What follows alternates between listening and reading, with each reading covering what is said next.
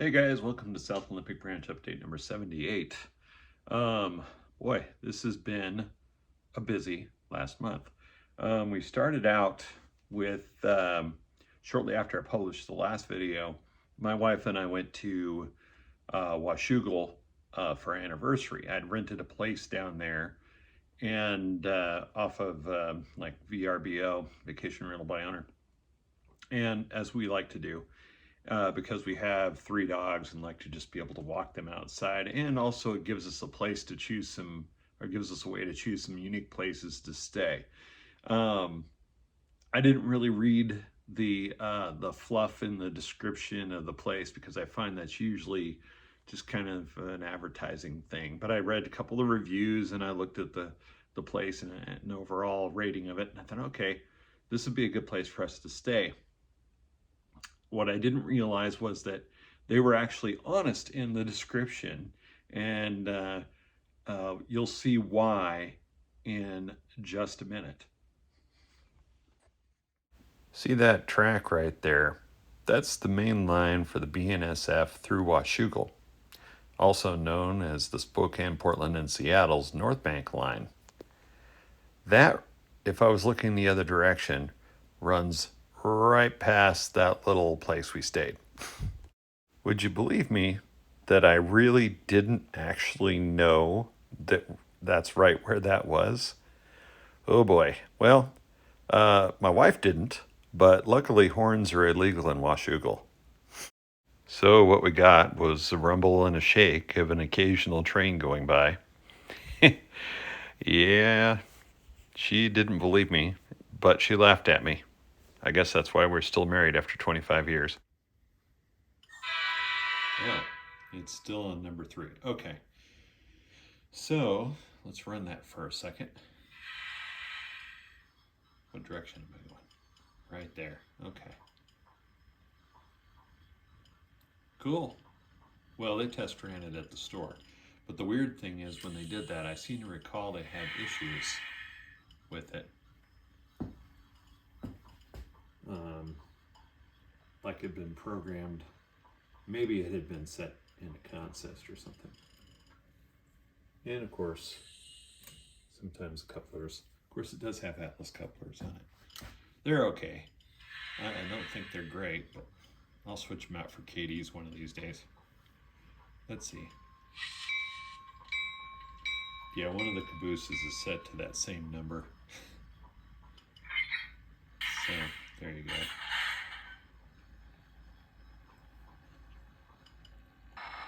There we go, there's the sound. But anyway, on my railroad, it's still set to 3.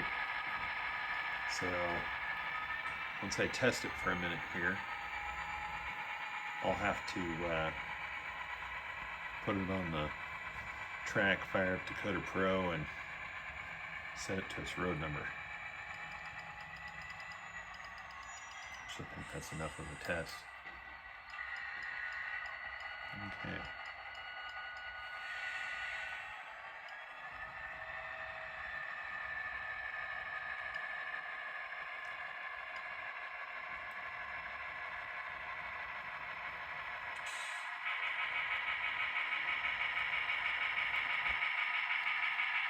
Now, that trip was our anniversary trip. And you might be thinking that, wow, your wife let you go to train stores on your anniversary trip?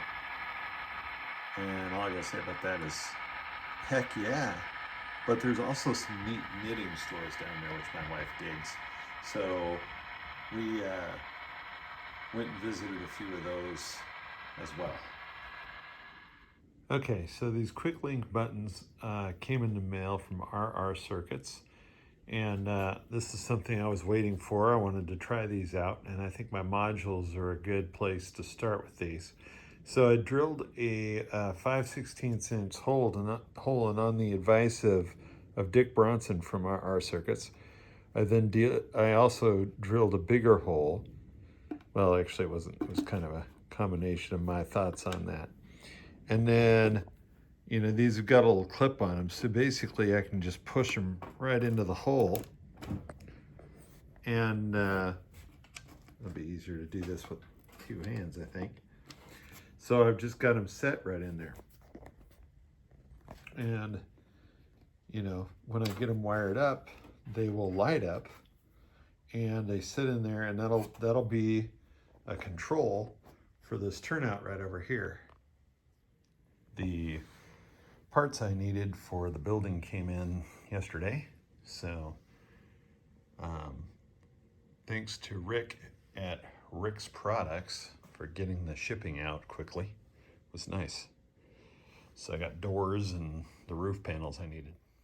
So I took my little sprue cutters and nipped off all the extra stuff that these have on it, which, as you can see, is quite a bit. And that left some flashes. So then I took one of these little needle files and just got in there and cleaned it up. That's easy enough to do. These needle files are kind of handy, you know, if you're ever sitting out in your workspace and you're like, my fingernail's catching on catching on like fabric or something, because you got one of those, ended up giving yourself a little indentation or something. Just just take your needle file and just file down your nail as well. It worked really well for that. So now I've glued that railing to the staircase. Well, y'all may be thinking, hey, that you don't really want that white, but this handrail might be white. Well, I think what I'm going to do is I'm going to go ahead at some point and spray paint the whole thing cement gray, and then I'm going to go over to the handrail and give it a little bit different gray color than the staircase. But sometimes the glue will interfere with the paint and mess up the paint, so I decided it might be easier to do it this way. And for the moment, there it is in place. It looks like it's a little bit low. I might have to shim it. Or maybe that's just an optical illusion. We'll see. So I think I've told you guys that I'm not really a fan of high hood locomotives. It's just not a thing. And it's okay if you are. It's nothing against you. I just, for some reason, I like a locomotive with a low nose. But I've found out recently that Rapido had come out with a RS11 that was patched. It was a Northern Pacific, but patched with a BN number, and I thought, well, that'd be cool to see. I've been waiting for, I've been hoping that the Bowser would do a RS3 that was patched, but not so far. Anyway, and yeah, I could patch it, but I've got enough projects. So let me check out this Rapido here and see what they did with it. Yeah, the aforementioned plastic shell, wrapped and wrapped. All right, let's stick this baby on the track, and let's see what we got. Whoop. Okay, you guys can't really see that, can you? So let's move the stuff out of the way. So 4197 looks pretty good. It's got some all-weather windows on it. All right. So what I probably should do before I go any further is actually program this thing. Well, I should test run it first and then program it.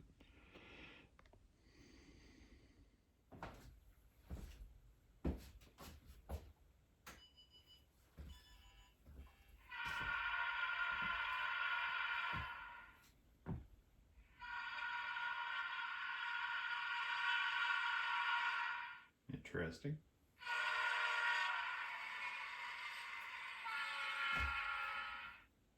I wasn't expecting that. Okay.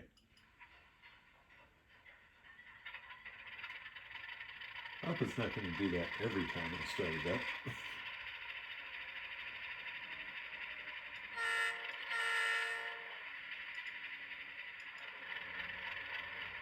Don't hear anything. Let's put the bell on.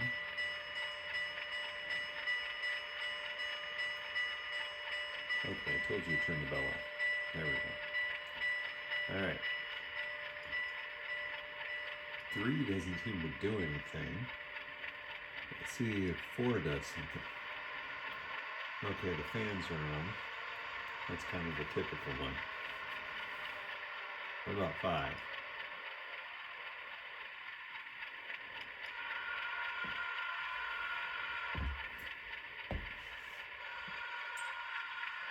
I see that, but I wonder if that's a grade crossing sequence.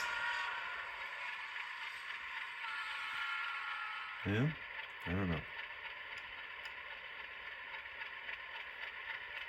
It's kind of expecting the light to come on, but so far I haven't found that.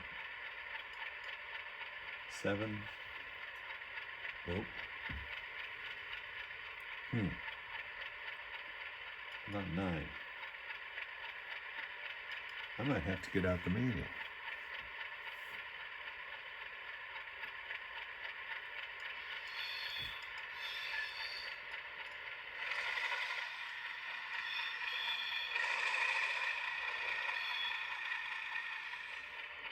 Okay, it turns out that the classification lights are F11, and that it says if there's a gyro light, it would be 13. I thought maybe that would be your beacon, but no.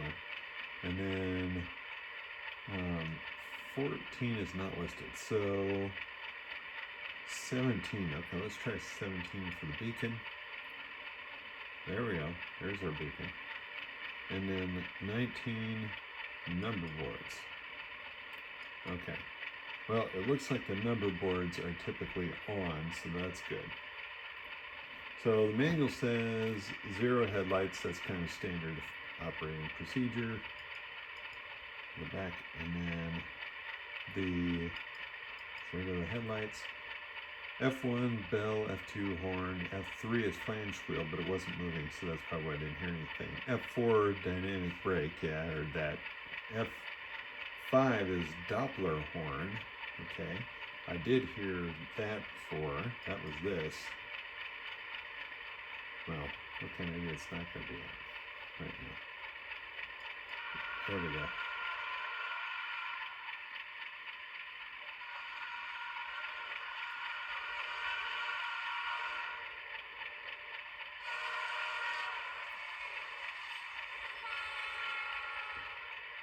F7 dims the headlights.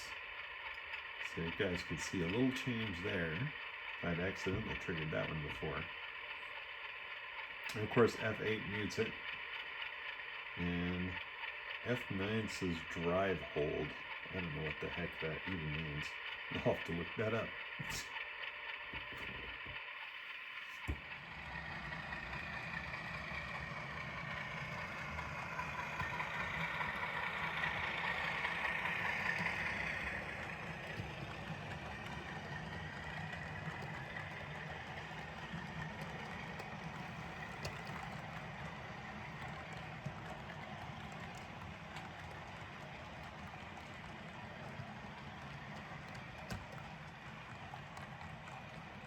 And just a quick look at what the inside of the module looks like with the button installed and a 3-pin wire connected to it that runs over this way. Because I think my electronics will be over here. Not absolutely certain about that yet, but I'm kind of thinking they're going to live over in this area down here. And also I've got Digitrax panels installed on both sides of the module here, and that'll jump her over to the other one when I get all that done. So a couple of things I want to talk about. I've been working on the building, and the siding here wasn't quite long enough, so I added some 265 channel to this, and just to let it continue on over here. I painted, or I should say I took my Sharpie and I painted drew the black onto the foam core behind the window. And then I also added point 015 behind all this and used that, glued that all together. So it kind of has a lap, each of these pieces has a lap joint. I'll do that on the back side too. Maybe this time I'll actually remember to take video of it. And then, let's see. I think that's it for that. I plan on gluing some tissue paper over the bottom here. The tissue paper, when you get it wet, has kind of a, gives it a little bit more of a cement foundation texture is what I'm looking for there. And then, let's see. What else did I do? Oh, I had the same kind of thing happen with the corner here. I wanted to give it a little bit more depth to really make it go, you know, come around. So I added a 0.40 by 40, 040 that is, to the side of this to give it a little bit more width, because, you know, apparently, you know, I wanted it to actually come out and match up with this. This isn't quite right on, but when it's all glued together, it'll be good. And I have not done that yet, because hopefully it'll be warm enough today that I can actually go outside and airbrush that. Then all this wiring. So I want signals and such and on this on these two modules. So I also have, so I've got LCC for that, and I've got what, tortoise. I've got a tortoise on each module. So I needed to have some power over there for that. And so I built a harness that has 8 wires to it. That's 2 for detection, 2 for the tortoise, actually 4 for the detection, because each main line is going to have detection on it. And then that left me with 2 more, and I think I'm going to use that for another tortoise down the road. I just haven't figured out where that's siding, you know, tortoise off the siding is going yet. So, but I actually need to connect the buttons as well. So there'll be more than one harness here. I make these are Anderson power poles, and the housings come in like a lot of different colors, which is cool, because as you can see, I had to repeat. Actually, I think one of those is, yeah, one's brown, one's black. The brown is really dark. Because you know, wiring is not as available in a number of colors as would be handy. At least not when you're only looking for 6 feet of it. I suppose you could order it off Amazon, probably have like a dozen colors, but anyway. And then, so that the way that Anderson power poles work is you have these pieces that clamp onto the end of your wire. These are the power pole contacts. And the thing about the power pole contacts is, if you can put these on if you want to work that hard. You can put them on with a regular pair of crimpers, but I find that doesn't really work very well. There's a $40 pair of actual crimpers for these things that you can buy, and that's the way to go, because it holds that thing in place while you put the wire in, and then it's ratcheted, so when it doesn't let go until it's tight. Still takes quite a bit of strength to do it.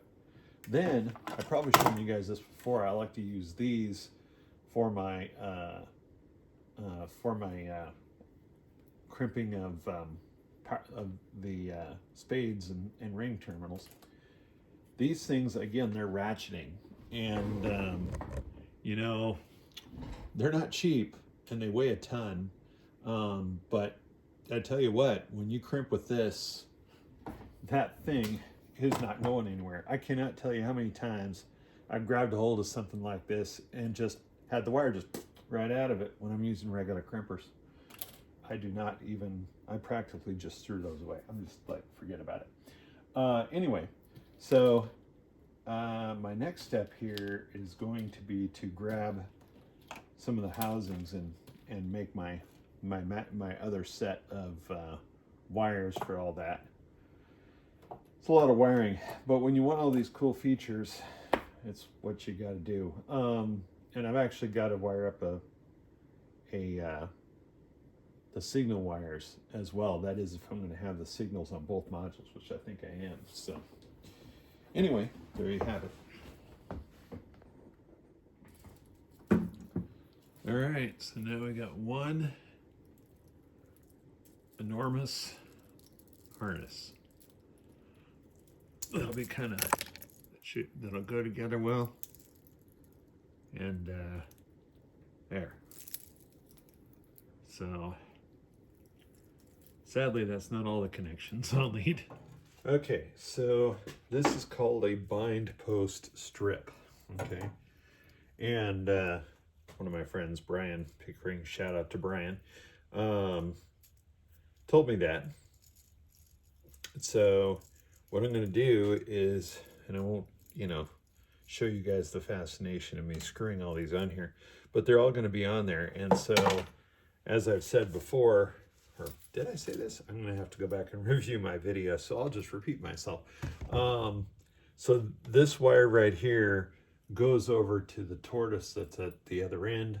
This one goes up to one of the coils that is up here. And let me just do that. So the coil that's up here. I'm not sure that coil is staying where it is. I might move it down to the other end. Anyway, and then like I said, there'll be a couple of coils attached to each one of those. Needs 2 wires. The tortoise needs 2 wires, and I haven't put a signal on this module yet. And the signal is going to take at least 3 wires, if not 4. So I might end up doing a separate, good Lord, a second harness for that. I feel like I've got ridiculous amounts of wiring on this, but that's the way it goes. Anyway, there you have it. And I'm going to move this little thing that I'm using for a wire clamp here. It's going to go somewhere else. Okay, so that should ride sort of like that when I'm in transit. But I'm thinking I might move this yet again and put another one down here. I don't know if you can see, yeah, down there, so that I can have this thing really supported, because otherwise it's going to be going like that. I don't like that. Okay, so I've got these 2 connected, and what's really important here is to have the right lineup, between the 2. That'll make it easier for me to troubleshoot later if I have to, or change things up. So you can see there's plenty of wire on this thing, right? I'm kidding. There's too much wire on this thing. But anyway, I think this will make things work. So what I'm doing is I've cut out, I needed to get down to bare plywood here. And I cut out my piece of foam grade, the Woodland Scenics grade starter, 2% grade starter. And I just put a little piece of plaster cloth over the top of that. And I'm going to let that dry, and then I'm going to install this track on there and get some feeders on there so that if I want to park a train on here this weekend, I can. Now I've put some tissue paper. I've glued that down with my Eileen's Tacky Glue, and then I'm going to paint that with the ceramic coat Rain Gray thinned to try to emulate the concrete foundation of the chemtrade plant. I don't really even know where to start recording the setup here, but started with that return loop on the inside of the paper clip.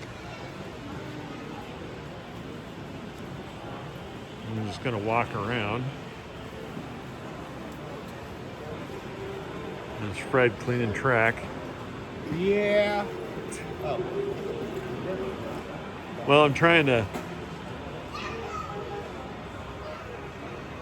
Our layout is so big that it's, It's hard to get in. I'm doing a video.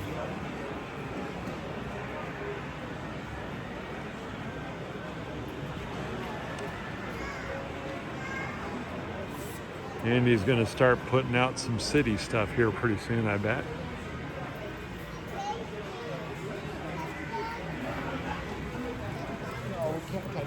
Some customers. How are you guys doing today? Good.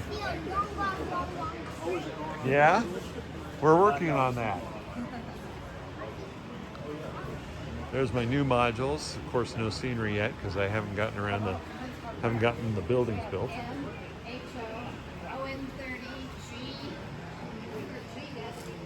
Nathan's Corner.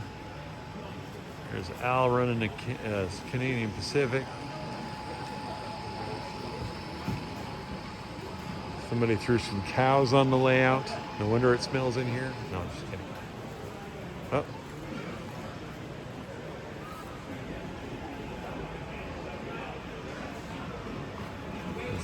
Tom putting some buildings on.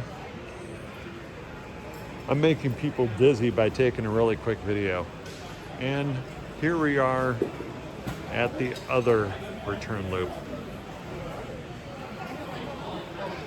So, kind of an overall view here. I'm going to probably go wide angle here in a minute. There we go. Now you can get an overall look at the Puget Sound Fremo HO setup here at the Lynden train show in Lynden, Washington. So I didn't get as much done as I would have liked to, but here we are at Lynden, watching Tom's locomotive go around one of the loops on the Puget Sound Fremo Group's layout. Both of these return loops were constructed by Andy Golzer, and I think he did a really great job. I'm saying that even though I don't believe he watches my videos.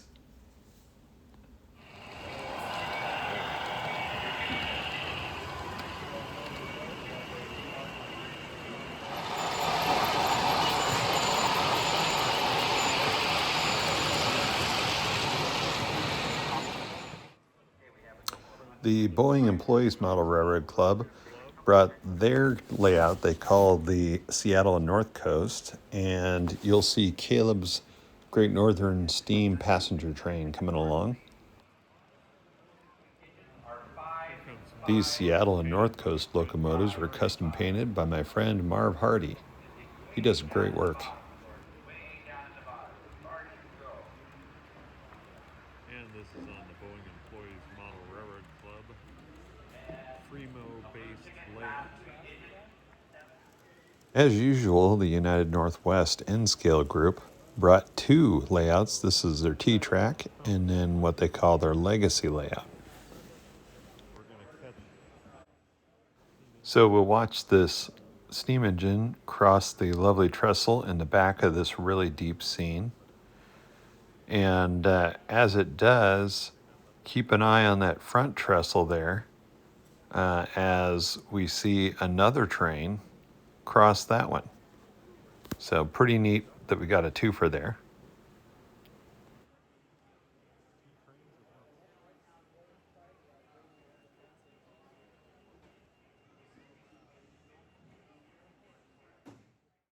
And here we are, finally getting to run a train all the way across my modules. I don't think anybody had any issues with these all weekend long. And granted, of course, I haven't put in the sidings yet, but I still think they performed really well, and I'm really happy with it. So I'll be looking forward to the next show when I can hopefully have industries and all that on it.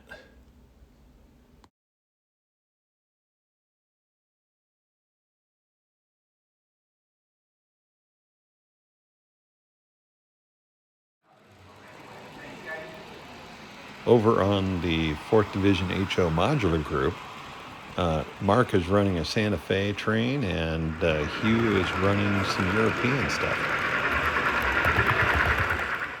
The Puget Sound Garden Railroaders always bring a huge setup to the show. I'm not really a G-scale guy, but it's pretty impressive what they got going on here. The ON30 group, known as the Moose Creek Logging Company, also showed up. These guys really put some nice work into this thing, I gotta say. I've always been jealous of the scenery here. So I'm just gonna step back and let you guys enjoy that.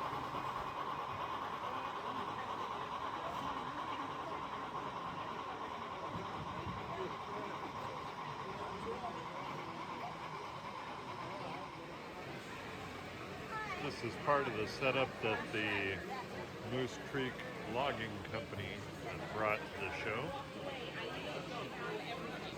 They do ON30. I always say when I go to these shows that I'm going to take more video than I do, but I get around and I get to talking with people that I know, and next thing I know, the show is over. Anyway, I did buy some things too at the show, and most of it was this some details from Custom Model Depot. This is a little toolbox, 3D printed. These are resin printed things. Some roof vents, and like these little postal boxes, they were only like $1.99 for 3 of them. So and then this little chair, which will make a nice addition to some house interior sometime, and these swamp coolers, which are a little older than my era, but they'll still make great roof details, and a milling machine. So I think that's pretty cool. Okay, so I'm working on this from this picture, and I'm trying to kind of create the outside of the Chemtrade facility here. So I don't have all the parts I need, but I'm just working on the kind of the blank of the exterior wall here. I'm about to cut this out. I have this Rick's Products window that I'm hoping will just fit right over the top of this open hole. So I've been cutting this. Let me see if it's gonna pop out for me. Really should put the camera in a tripod. Okay, so I've got this square opening, and this particular window doesn't have a frame that falls into an opening. So what you do, it looks like, is you just put it over the top and you leave a little bit of, you cut the hole a little bit smaller than the window. Darn it, I can't seem to make it do that with one hand, so I'm gonna glue that thing on and I'll take another video. Okay, so there you go. I think that looks all right. So I'm just gonna stick it over here on the model. And what I'll do is I'll do what I did here, which was take like my Sharpie and paint the back side of or paint behind the plastic there, so that it looks like it just, you know, like a darkened window.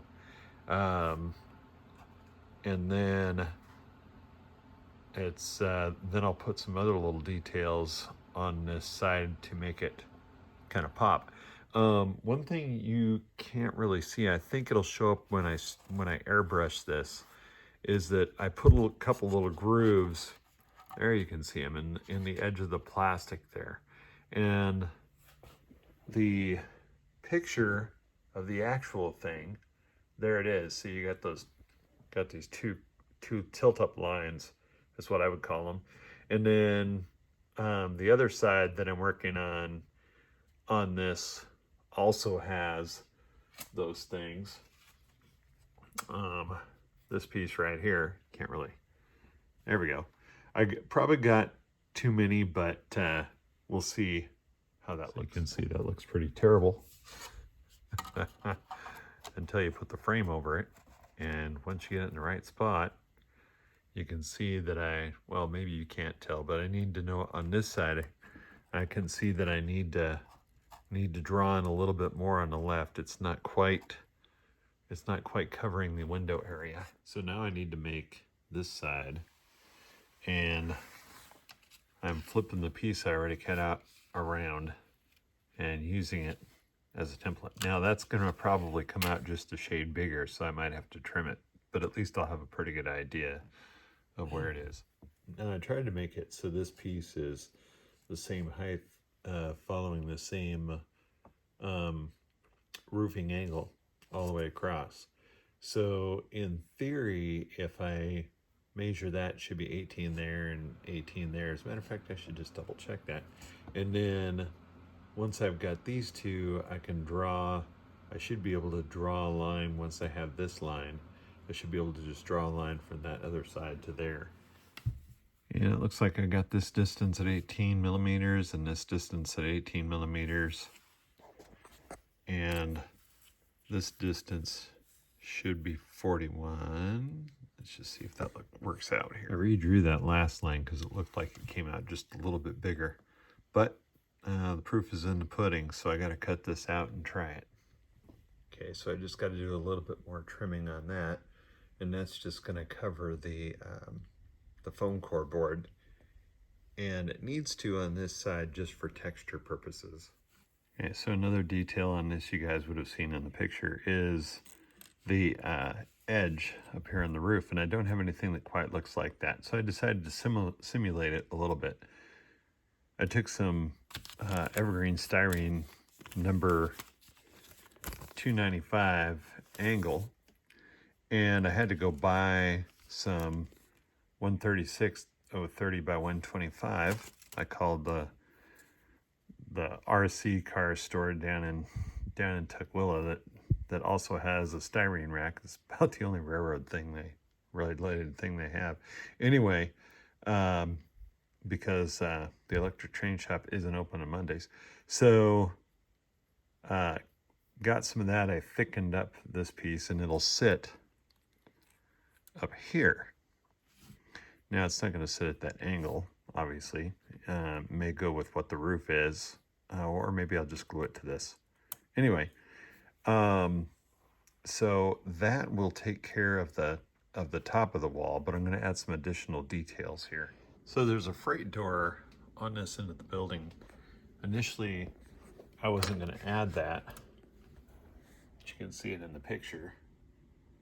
And it looks a little bit different than any model of a door that I have, but it occurred to me I could take some of this Rick's bigger door material, and I cut it down, and then I glued some of my angle around it so that when you're looking at it, it'll have that thinner framing that the prototype has. I'm going to notch the top piece like I did this one here, but I goofed and I cut it too short. So then it'll go over here, and it should frame out this pretty nice. But I have to notch it because it has to fit around the other pieces that are back there. Okay, I cut a little piece out of the foam core on the end there, and I managed to make it a pretty snug fit, and then pushed it in there a little bit, and then I laid my skin over that. So I think that'll look pretty cool. So I added some conduit there to the outside. I did that with some 025 styrene tube just glued to that. On the building there, well, maybe there's a bracket that might be hidden behind something, but other than that, it looks like there's not. And then I just cut a little piece of like 40 by 40 rod and glued that on the bottom. There's some piping or conduit that go across the lower part, and you can see it looks like there's a piece that comes out from the building and then goes around it. And I thought that'd be cool, so I actually took my pin vise and like a number 70 drill bit and drilled a little. First I glued an additional layer of the what is this, 40 by 80? Yeah, 40 by 80 on there. And then I drilled the bigger hole. Here's a 54, but I don't think I needed to actually go that big. I think I could have stepped one down, because I'm going to put a 035 rod through that hole and an 025 rod through that hole, kind of like they are on the building. I can't see from the pictures I have how far this goes, but Kalama's not just a hop, skip, and a jump from here. It's a couple-hour drive, so I don't think I'll be doing another drive back down there to take another look, but who knows, maybe I will go that crazy. At any rate, that's where that is, and it's probably about where this video is going to end. So I think that's going to be about it for episode 78 of South Olympic Branch Update series. Appreciate y'all for joining me, and hopefully as winter gets here, I will get things rolling in here and get updates done a little quicker. Till next time, take care and have fun with your trains.